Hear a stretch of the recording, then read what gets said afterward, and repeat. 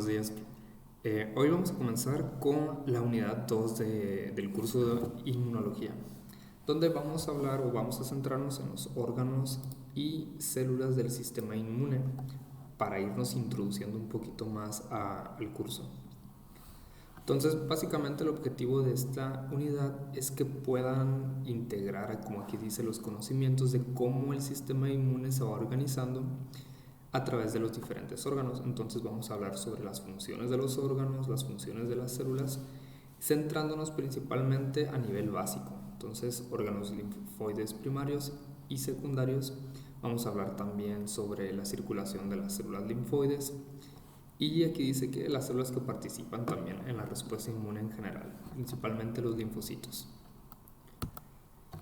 Y bueno, vamos otra vez a hablar sobre la definición que habíamos comentado del sistema inmune. Este dice que es un sistema complejo encargado de comunicar al organismo, y esta comunicación lo hace más que nada para mantenerlo íntegro.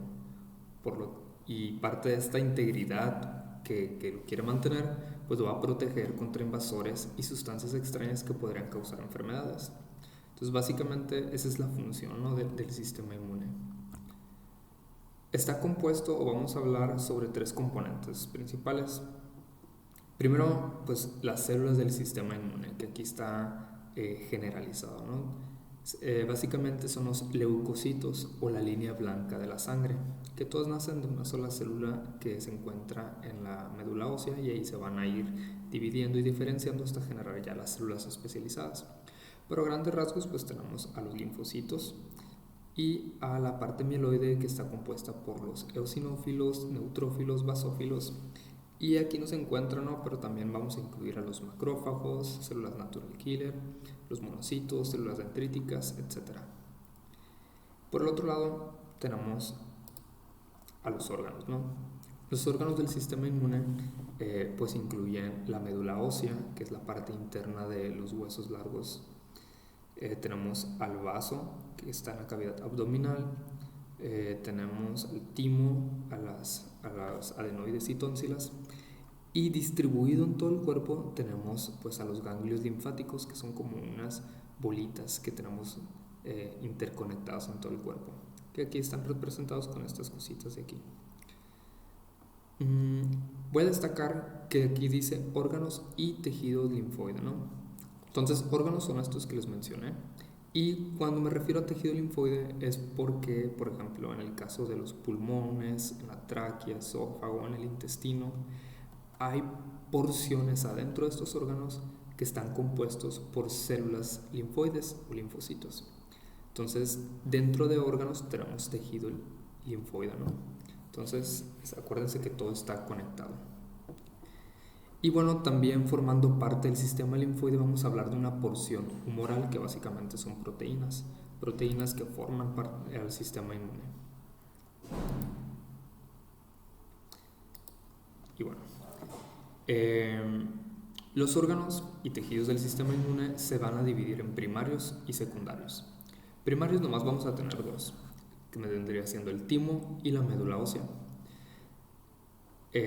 La función de los órganos primarios básicamente es madurar a las células del sistema inmune. Aquí en esta imagen lo que quiere decir aquí es que tenemos a la médula ósea, que aquí es donde se van a generar las células del sistema inmune. Por eso aquí dice célula madre pluripotente, y este se va a diferenciar en linfocito T y linfocito B. Los linfocitos B van a madurar en el timo, de ahí la T de timo, y los linfocitos B se van a quedar en la médula ósea y aquí van a madurar. Y la B es de bone marrow, en inglés, ¿no? En cambio, los órganos y tejidos secundarios vendrían siendo los sitios donde se lleva a cabo la respuesta inmune, o donde se desencadena la respuesta. Y aquí incluyen pues los ganglios linfáticos, el vaso, las amígdalas, y tejidos, por ejemplo, como el tejido linfoide que se encuentra en el intestino delgado, que es una acumulación de linfocitos que les decimos placas de Peyer, por ejemplo. Entonces, todas estas se consideran como órganos secundarios. Entonces, recordando, la diferencia entre primarios y secundarios es que en los primarios aquí hay una maduración de las células, y en los secundarios se desencadena la respuesta. Y bueno, englobando a las células del sistema inmune, las principales y de las que vamos a hablar, yo creo casi todo el curso, van a ser los linfocitos. Estas dice que son células claves que desempeñan un papel central, ¿no?, en la respuesta inmune. Básicamente tenemos dos divisiones, linfocitos T y B. T de timo, acuérdense, y B de bone marrow, médula ósea. Entonces, así generalmente, bueno, morfológicamente no hay una diferencia entre linfocitos B y T, es decir, los vamos a visualizar y se van a ver a nivel de microscopio, pues van a ver casi iguales, exactamente iguales. Y individualmente pues se verían así, pero generalmente se acumulan y forman tejido, y a este le decimos tejido linfoide. Toda esta coloración morada, básicamente todos estos puntitos morados que están viendo son linfocitos, que en la acumulación pues forman tejido linfoide. Otras células del sistema inmune vamos a englobarlos como los fagocitos. Fago viene de comer o ingerir, y cito de células, son células que comen. Aquí vamos a incluir a los macrófagos, a los neutrófilos y otras células, que básicamente se encargan de eso, ¿no?, de comer patógenos microorganismos. Aquí está la imagen de un fagocito, que bien puede ser un macrófago, generalmente son células grandes, que tienen como bracitos o piernas, como lo están viendo aquí, que lo que hacen es atrapar a la célula. Aquí había puesto un GIF, pero creo que no se está reproduciendo. Pero sí, básicamente atrapan a las células, se las comen tal cual. Y bueno, en cuanto a la parte humoral o las proteínas del sistema inmune, aquí sí hay mucho de qué hablar, ¿no? Entonces, como esta es una clase introductoria, me voy a centrar pues nomás a lo básico. Las proteínas del sistema inmune generalmente se encuentran en el plasma sanguíneo. Esta vendría siendo la sangre dividida, ¿no?, en sus porciones. Tenemos una porción roja, que son las células rojas. Tenemos una porción muy pequeñita que se dice línea blanca, que son las células del sistema inmune, o los leucocitos o células blancas.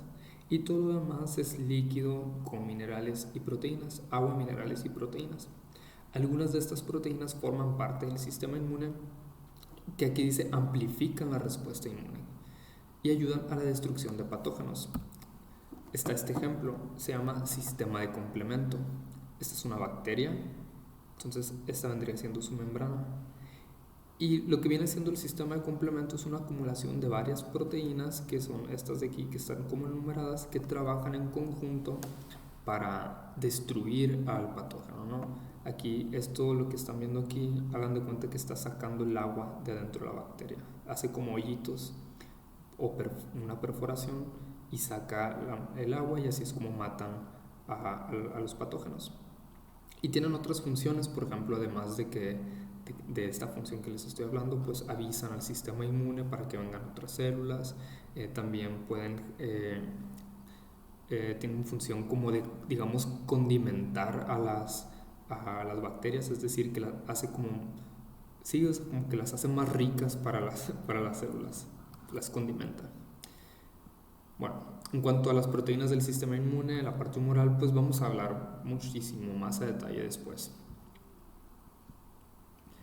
Y bueno, es importante recordar que el sistema inmunológico está siempre interconectado y que no hay que ver el sistema inmune de una forma aislada.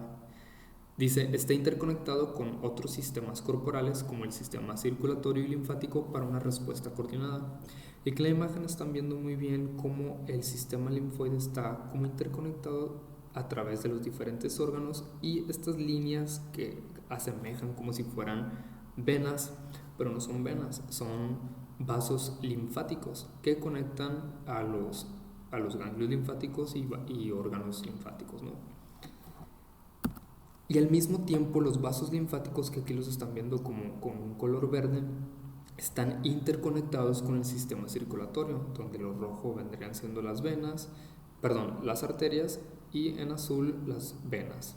Entonces, en el momento en que arterias y venas se comunican a través de los capilares, los vasos linfáticos también se comunican entre ellos. Entonces todo está interconectado: órganos, sistema linfático y sistema circulatorio. Y de esta manera pues pueden trabajar de manera coordinada y generar respuestas coordinadas. Y bueno, pues las funciones, en cuanto a las funciones del sistema inmune, pues aquí están dos como caricaturas, ¿no? Que nos ayudan a entender un poquito de sus funciones. Estas bolitas pues representan células, ¿no? Y aquí está, tienen una conversación, dice, cielo santo, un fragmento de bacteria. Y dice, no, pues rayos, coincide con los informes que han traído las células dendríticas, actívalos, ¿no? Entonces, ¿qué quiere decir esto? Primero que nada, que hay un reconocimiento, detecta. O sea, aquí menciona, no nomás tiene la capacidad de detectar a una bacteria o a un virus, sino pequeños fragmentos de ellos. Y luego dice, coincide con los informes que ha traído las células dendríticas, activarlos. Esto de que coincide es que porque ya tienen como una información atrás. Entonces, hay un reconocimiento y detección de estas estructuras. Y lo dice activados, pues que puede desencadenar la respuesta. O sea, una vez de que detecta algo, desencadena algo. Entonces, hay dos tipos de respuesta. La respuesta inmune innata, que esta es una respuesta rápida, generalizada, dice aquí. O sea, por generalizada es que no importa si es un virus, si una bacteria, un parásito, la respuesta se va a generar, va a ser rápida. Y aquí van a trabajar los fagocitos. Acuérdense que fagocitos son las células que comen, y las barreras aquí son físicas. Ahorita vamos a platicar sobre las barreras. Hay otro tipo de respuesta que va a ser la adaptativa. Esta, aunque tarda un poquito más, es muy específica y dirigida contra patógenos conocidos, implicando los linfocitos. Entonces, esta parte de específica lo vamos a ver porque el sistema inmune tiene una función de memoria. Entonces aquí se coincide con los informes, ¿no? Es decir, que ya tienen como un background, ya tienen un contexto de qué significa esto. Y ahora sí, en esta imagen que están viendo aquí abajo, pues está como este linfocito, y lo ponen como viejo, y a un linfocito joven. Y este linfocito viejo les dice, recuerdo la terrible batalla del rinovirus del 99. Ejemplificando que hay una memoria, ¿no? Entonces, de hecho, las vacunas siguen este fundamento, que las células recuerdan, y así es como pueden, pues, defendernos. Dice, una de las principales características de los linfocitos es la generación de células de memoria de larga duración. Entonces pueden durar décadas estas células recordando a su patógeno. Y esto lo hacen para generar una respuesta más rápida. Entonces, esta respuesta adaptativa que les comento, que es específica, les había dicho que es tardada, ¿no? Pero es tardada la primera vez. Ya la segunda vez, como hay memoria, ya no es tan tardada y hacen pues más eficiente la respuesta. Bueno, entonces ya vemos que hay dos tipos de respuesta, una innata y una adaptativa. Entonces, la innata aquí desde el momento cero actúa. Si hablamos de que el momento, aquí dice tiempo después de una infección, desde el momento cero que empieza la infección, la respuesta innata está actuando. ¿Qué incluye la respuesta innata? Las barreras, aquí en el ejemplo pues nos ponen las células epiteliales. Pero también tenemos células fagocíticas, como los macrófagos que habíamos comentado, y las proteínas como el sistema de complemento y células natural killer. Después de un tiempo empieza a actuar la inmunidad adaptativa, que está compuesta por linfocitos B y linfocitos T a grandes rasgos, donde los linfocitos B pues van a generar anticuerpos, y las células T básicamente lo que hacen es pues matar a las células, las ponchan, si lo quieren ver así. Entonces, si se fijan, tardan. Aquí el ejemplo pues nos dice como si fueran al día 1, pero en realidad la inmunidad adaptativa, si no hay una memoria puede tardar hasta 15 días en activarse. Entonces, están estos dos tipos de respuesta, pero aquí nos comenta, esta clasificación es solo didáctica, siempre están trabajando coordinados, innata y adaptativa. El innato, digamos, básicamente activa a la adaptativa, y la adaptativa utiliza las herramientas de la innata para limitar a los microorganismos. Y bueno, ahora vamos a hablar sobre las barreras del sistema inmune innato, que esta es, acuérdense, la respuesta rápida. Y pues básicamente son porque funcionan como barrera, tal cual lo dice. Dice, son las primeras defensas con las que se enfrentan los agentes externos al intentar penetrar el organismo. Y en esta imagen de esta vaca se ejemplifica muy bien las características del sistema inmune innato. Por ejemplo, vamos a empezar desde la cabeza. En la parte, dice, nasofaringe y ojo, pues tenemos secreciones como de moco, de saliva y de lágrimas que tienen enzimas o un pH que no permite, mejor dicho, que las bacterias crezcan. En el caso de la piel, pues aquí dice un epitelio escamoso que se descama. Nosotros vamos perdiendo las células superficiales de la piel que pues limitan que las bacterias vayan penetrando a extractos más profundos. También tenemos el sudor y microbiota normal que compiten, ¿no?, con la microbiota patógena. En el caso de los pulmones, pues tenemos células con cilios. Son células que tienen como unos pelitos que atrapan a las bacterias, que junto con el moco y reflejos como la tos y el estornudo, pues sirven también como barrera. En el tracto gastrointestinal también tenemos células columnares con estos cilios que le comentaba, al igual que en el pulmón. Tenemos el peristaltismo, que el peristaltismo se refiere al movimiento de las vísceras, bueno, al movimiento del tracto gastrointestinal. Entonces, la diarrea, por ejemplo, el vómito, la regurgitación es parte de una barrera que actúa en el momento uno, ¿no?, que pueda entrar una bacteria. Tenemos el pH ácido del estómago, el pH básico del intestino, sales biliares, ácidos grasos, vómito, bacterias comensales también del intestino delgado que limitan, ¿no?, la introducción de otros patógenos. En el caso del aparato urogenital, pues tenemos también un pH ácido y microbiota que sirven como barreras física y biológica. Y aquí en color verde estamos viendo las barreras que funcionan a nivel sistémico. Por ejemplo, la temperatura. Cuando nos da fiebre en todo el cuerpo, entonces funciona como una barrera física, aumentando la temperatura para que las bacterias no se reproduzcan tan fácil. Y por otro lado, pues tenemos en la sangre y en los órganos linfoides, pues las células fagocíticas, a las células natural killer y proteínas que hemos estado comentando, que forman parte, ¿no?, del sistema inmune innato. Entonces, el sistema inmune innato básicamente se compone de barreras físicas, químicas y biológicas, que es las que estamos platicando. Entonces, más específicamente, pues aquí está un ejemplo de las barreras anatómicas que defienden, ¿no?, a primer nivel. Tenemos el sudor, secretados por las glándulas sudoríparas. En el caso de los pulmones tenemos cilios, que son como pelitos, aquí lo están visualizando. Son como pelitos, junto con un moco, atrapan las partículas y, por ejemplo, cuando tosemos, pues expulsa eso. Tenemos las glándulas sebáceas, que secretan pues ácidos grasos que tienen un pH que limita el crecimiento de bacterias. En el caso pues aquí de la boca, tenemos la flora intestinal, tenemos moco, secreciones ácidas. Esto de flora intestinal muy mal, microbiota intestinal. Flora intestinal ya no se usa. Y pues la descamación, ¿no?, en la piel. Dice, en el supuesto que el agente extraño supera estas barreras, se produce la activación de mecanismos internos, es decir, ya empiezan a actuar las células que habíamos estado comentando, que son los macrófagos principalmente.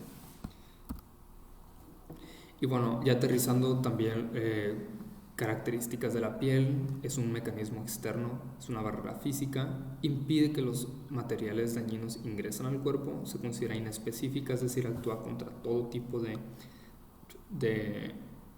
amenazas, llámese virus, bacterias, hongos o amenazas físicas como, no sé, pues, golpes, etc., ¿no?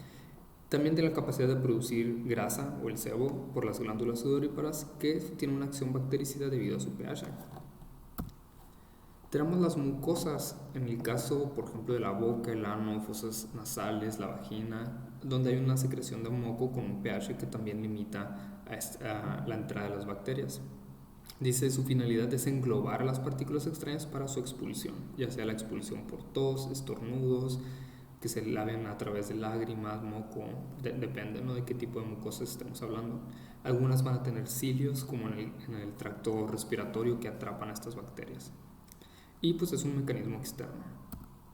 Tenemos secreciones como lágrimas, sudor, saliva, que lo que hacen es lavar, como aquí dice, y arrastran a los microorganismos, impidiendo que se instalen o penetren dentro de nuestro cuerpo. Y también están los reflejos, que aquí lo están definiendo como un movimiento involuntario o automático de un ser vivo en respuesta de algo, ¿no? Entonces, a veces si sentimos algo que quiere entrar por la nariz y que no debería de entrar, pues empiezan la tos, el estornudo para expulsar esto. Movimientos peristálticos, en el caso del esófago podemos hacer la regurgitación, esto se da mucho en perros. Tenemos también pues los movimientos peristálticos como la diarrea, el vómito, que es un reflejo del sistema nervioso central, que tiene pues el objetivo de expulsar lo que llegó al estómago. Y bueno, pues vamos a dejar la clase hasta ahí. Nos vemos.